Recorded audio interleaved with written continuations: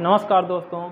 हम भारतीय राष्ट्रीय आंदोलन की सीरीज़ को प्रारंभ किए थे और हम भारतीय राष्ट्रीय आंदोलन में भारतीय राष्ट्रीय आंदोलन में कांग्रेस की स्थापना कर चुके थे और कांग्रेस की स्थापना से हम उसका एक मोटा लेखा प्रस्तुत किए थे कि कैसे कांग्रेस की स्थापना हुई और कांग्रेस की स्थापना उनके कांग्रेस के माध्यम से भारतीय राष्ट्रीय आंदोलन को आगे बढ़ाया गया।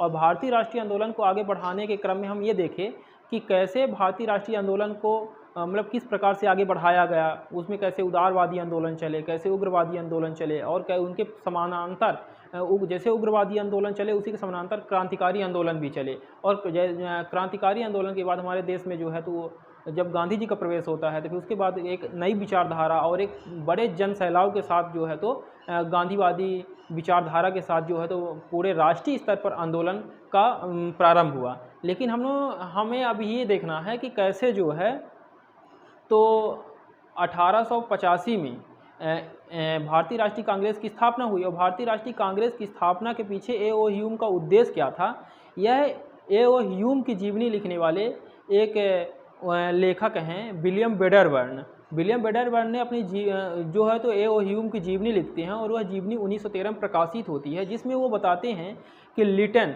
जो भारत का गवर्नर था या वायसराय था, है ना, उस समय में 1878 में तो उसने कैसी कैसी नीतियाँ लागू की और उसकी नीतियों के कारण तो हमारे देश में एक 1857 के बाद एक आंदोलन होने की संभावना थी। और उन नीतियों के बारे में विलियम वेडरबर्न बताते हैं कि 1877 में लिटन अपने शासनकाल में कुछ नीतियां लाया था और उन नीतियों के कारण हमारे देश में एक बड़े स्तर पर आंदोलन होने की संभावना थी। इसलिए ए.ओ. ह्यूम ने अपने उस आंदोलन के माध्यम से उन आंदोलनों को दबाने के लिए भारतीय राष्ट्रीय कांग्रेस की स्थापना की। और उन नीतियों में क्या क्या नीतियां थी तो 1877 में लिटन था तो लिटन क्या करता है कि जो आईसीएस की सेवाएं होती हैं तो आईसीएस की सेवाएं में 1869 में करीब 3-4 भारतीय तो आईसीएस की परीक्षा में 21 साल की उम्र में सेलेक्ट हो गए थे। तो उसका मानना था कि अगर इसकी उम्र को अगर हम कम कर दें तो जब इसकी उम्र को हम कम कर देंगे आईसीएस की सेवाओं में जो भाग लेने की जो उम्र है उसको अगर हम जब कम कर देते हैं तो इसमें कम भारतीय सेलेक्ट हो पाएंगे और वो भारतीय जब कम सेलेक्ट होंगे तो वो तो आगे की ओर नहीं बढ़ पाएंगे। अगर वो आगे और अगर वो सेलेक्ट हो जाते हैं तो वो जो भी नीतियाँ बनाएंगे तो वो क्या करेंगे, भारतीयों के हित में अगर नहीं होंगी तो उनमें वो हस्तक्षेप करेंगे। तो इसलिए 1877 में क्या करता है वो कि आईसीएस की जो उम्र सीमा है ना, उसको क्या करता है 21 साल से घटा करके 19 साल कर देता है। और साथ ही तो 1877 में ही तो उस समय महारानी एलिजाबेथ है ना, महारानी एलिजाबेथ की शान शौकत के लिए एक तरह से हम कह सकते हैं कि उनके खुशी में तो 1877 में वो पहले दिल्ली दरबार का आयोजन करता है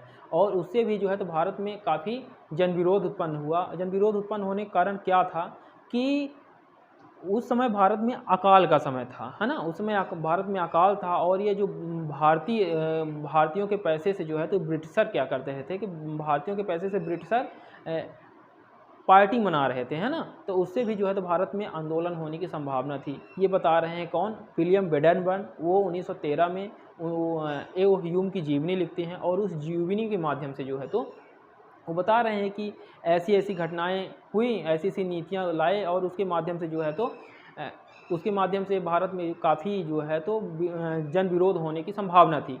साथ ही अब ये तो 1877 की घटनाएं हम बताए कि तो दिल्ली दरबार, पहले दिल्ली दरबार का आयोजन किया गया और 1877 में ही आईसीएस की सेवा में उम्र सीमा को घटा दिया गया।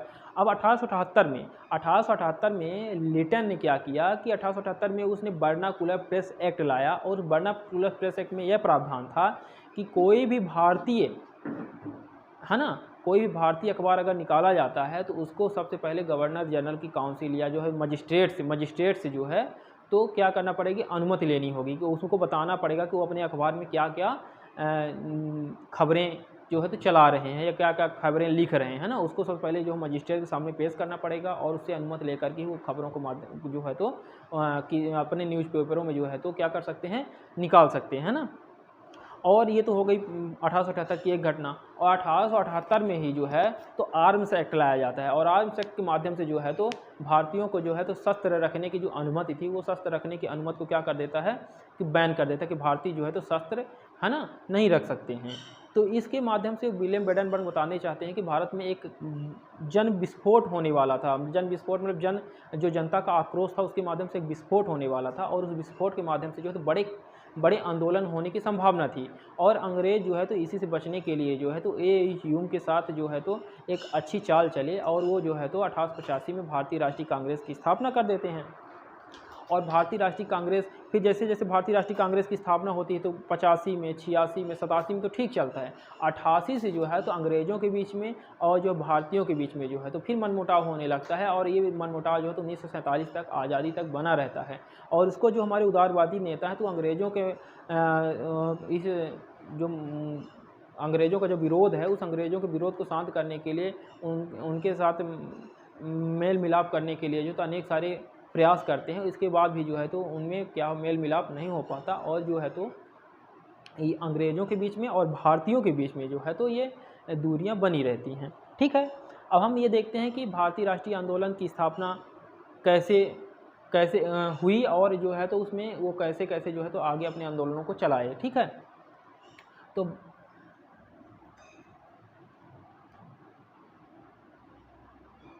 अब हम देखेंगे कि भारतीय राष्ट्रीय कांग्रेस की स्थापना होती है ना 1885 में, और उसमें पहला अधिवेशन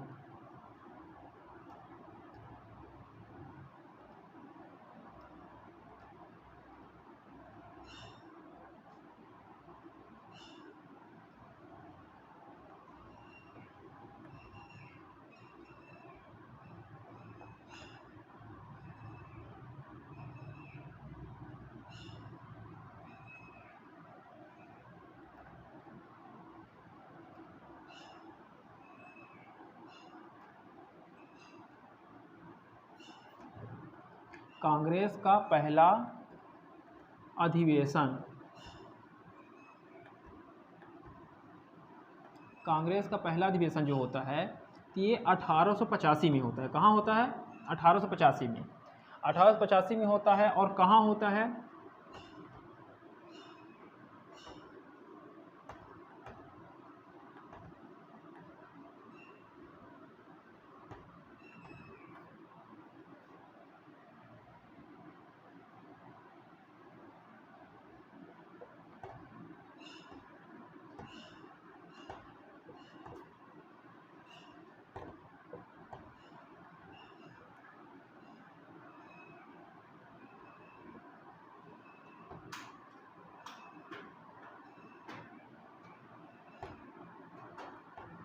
गोकुलदास तेजपाल संस्कृत महाविद्यालय।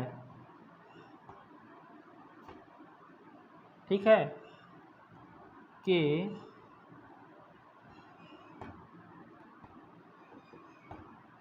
ग्वालिया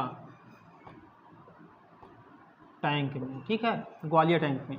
तो जो भारतीय राष्ट्रीय आंदोलन हुआ, इसमें कांग्रेस का पहला अधिवेशन जो होता है 1885 में होता है। कहाँ होता है? मुंबई में होता है। कहाँ? मुंबई में। और मुंबई में ही गोकुलदास तेजपाल संस्कृत महाविद्यालय है, वहाँ ग्वालियर टैंक मैदान है। ठीक है, ग्वालियर टैंक मैदान में जो होता है इसका पहला अधिवेशन जो होता है तो संपन्न होता है।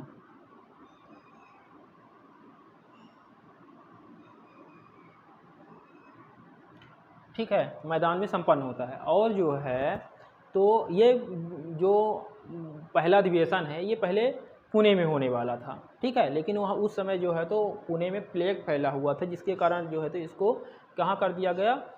मुंबई में गोकुलदास तेजपाल संस्कृत महाविद्यालय के ग्वालियर टैंक मैदान में इसको जो है तो क्या कर दिया गया?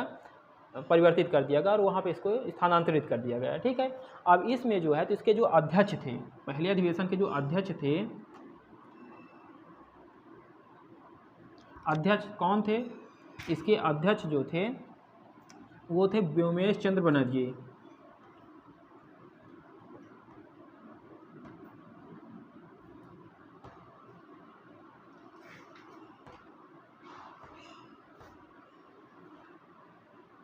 व्योमेश चंद्र बनर्जी कौन थे? व्योमेश चंद्र बनर्जी थे। अब देखिए, ये जो अधिवेशन हो रहा है यह अधिवेशन कहाँ हो रहा है? मुंबई में हो रहा है, लेकिन इसकी अध्यक्षता कौन कर रहे हैं? एक बंगाली कर रहे हैं। बनर्जी जो होते हैं ये बंगाल में मतलब ये सरनेम वाले जो होते हैं बंगाल के होते हैं। तो ये आंदोलन, ये जो अधिवेशन था ये हो मुंबई में रहा था, लेकिन इसकी अध्यक्षता कौन कर रहा है? बनर्जी। इससे जो है तो कांग्रेस यह दिखाना चाहती थी, कांग्रेस एक राष्ट्रीय पार्टी है, वो क्षेत्रीय पार्टी नहीं है। इसलिए कांग्रेस में आप कांग्रेस के जितने भी अधिवेशन हुए आप ये देखेंगे कि उसकी अध्यक्षता जो है तो उस क्षेत्र का व्यक्ति नहीं कर रहा, दूसरे क्षेत्र का व्यक्ति कर रहा है। अगर अधिवेशन जो है तो मुंबई में होगा तो उसकी अध्यक्षता कौन करेगा? कोई बंगाली या कोई मद्रासी करेगा, है ना। लेकिन अगर वो बंगाल में होगा, कलकत्ता में होगा, तो उसकी अध्यक्षता दूसरे क्षेत्र का लोग करेगा। इसे ये बताना चाहते थे कि हम जो है तो क्षेत्रीय पार्टी नहीं, हम क्या है? राष्ट्रीय पार्टी हैं, ठीक है। और अब ये तो पहला अधिवेशन हुआ इसका, है ना। अब पहले अधिवेशन में जो है तो कुल 72 प्रतिनिधि शामिल होते हैं, और ये जो अधिवेशन है ये दिसंबर में हुआ था। कब हुआ था? दिसंबर में। तो कांग्रेस के जितने भी अधिवेशन हुए हैं वो सब दिसंबर में हुए हैं। इसका कारण ये है कि उस समय हमारे देश में ब्रिटिश शासन चल रहा था, है ना, ब्रिटिश का शासन चल रहा था, और ब्रिटिश की जो त्योहारें होती हैं, जो क्रिसमस होता है वो दिसंबर माह में मनाया जाता है ना। और उस समय जो है तो हमारे देश में उस समय छुट्टी उट्टी जो है तो दिसंबर में लंबी छुट्टियां रहती थी। और जो भारतीय राष्ट्रीय कांग्रेस में जितने भी सदस्य शामिल थे ये सब एक बहुत प्रतिभावान व्यक्ति थे, और जो है तो ये किसी न किसी पद पे पदस्थ थे। तो ये साल भर सेवाएं अपने पद में सेवाएं देते थे, और जो है तो ये लास्ट में दिसंबर में जो छुट्टी पाते थे तो एकत्रित होकर के जो है तो दिसंबर में जितने भी इसके राष्ट्रीय अधिवेशन हुए सब दिसंबर में होते थे। तो अगर आपसे पूछता है कि कांग्रेस के अधिवेशन में अगर माह पूछता है कि किस माह में जो है तो इसके अधिवेशन होते थे, तो वो दिसंबर माह है, क्योंकि इस समय अब जो विशेष अधिवेशन हुए हैं तो विशेष अधिवेशन कुछ हुए हैं तो वो दिसंबर से पहले भी हुए हैं, लेकिन इसके जितने भी राष्ट्रीय वार्षिक अधिवेशन होते थे सब दिसंबर में होते। जिसका कारण क्या था कि क्रिसमस या जो ईसाई धर्म के जितने भी तीज त्यौहार हैं वो क्या थे? दिसंबर महीने में ही बड़े होते थे, मतलब बड़ी उनकी त्योहारें होती थी, फेस्टिवल होते थे, और उसी में जो है तो उसी के माध्यम और उसी में सब भारतीय शामिल होते थे, ठीक है। अब हम अगर बात करें तो इसमें जो है तो कुल 72 प्रतिनिधि शामिल थे। कितने प्रतिनिधि थे? कुल प्रतिनिधि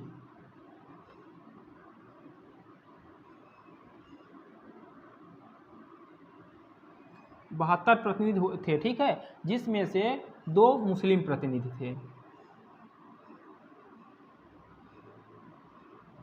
ठीक है।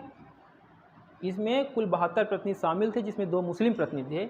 इस अधिवेशन में जो है तो एक भारत के बड़े नेता थे सुरेंद्र नाथ बनर्जी जो है तो उनको जो है तो एओह्यूम और भारतीय राष्ट्रीय कांग्रेस के अन्य सदस्यों ने जो है तो पहले अधिवेशन में शामिल होने के लिए बुलाया, लेकिन वो इस अधिवेशन में नहीं शामिल हो सके।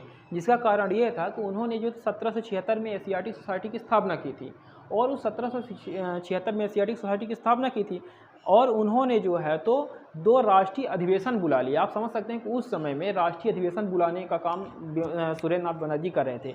उन्होंने पहला राष्ट्रीय अधिवेशन 1883 में बुलाया था, जिसकी अध्यक्षता आनंद मोहन बोस कर रहे थे, और ये जो है तो कलकत्ता में हुआ था। और दूसरा राष्ट्रीय अधिवेशन जो है तो उन्होंने 85 में बुलाया, जिसकी अध्यक्षता सुरेंद्र नाथ बनर्जी स्वयं कर रहे थे, ये भी कलकत्ता में ही था और दिसंबर माह में ही था। इसलिए सुरेंद्र नाथ बनर्जी पहले अधिवेशन में शामिल नहीं हो सके, ठीक है ना। इस तरह हम समझ सकते हैं कि हमारे देश में कैसे राष्ट्रीय आंदोलन चले, उसका पहला अधिवेशन ये हम आपके सामने जो है तो डिस्कस कर चुके हैं। अब हम अगले वीडियो में जो है तो भारतीय राष्ट्रीय कांग्रेस के जो है तो दूसरे अधिवेशन की बात करेंगे, ठीक है। अब हम आगे यही सीरीज आगे बढ़ाते चले जाएंगे, और इसी से हमारा जो भारतीय राष्ट्रीय आंदोलन जो है तो छोटे छोटे वीडियो के माध्यम से हम इसको आपको सामने प्रस्तुत करेंगे और पूरा कर देंगे, ठीक है। नमस्कार।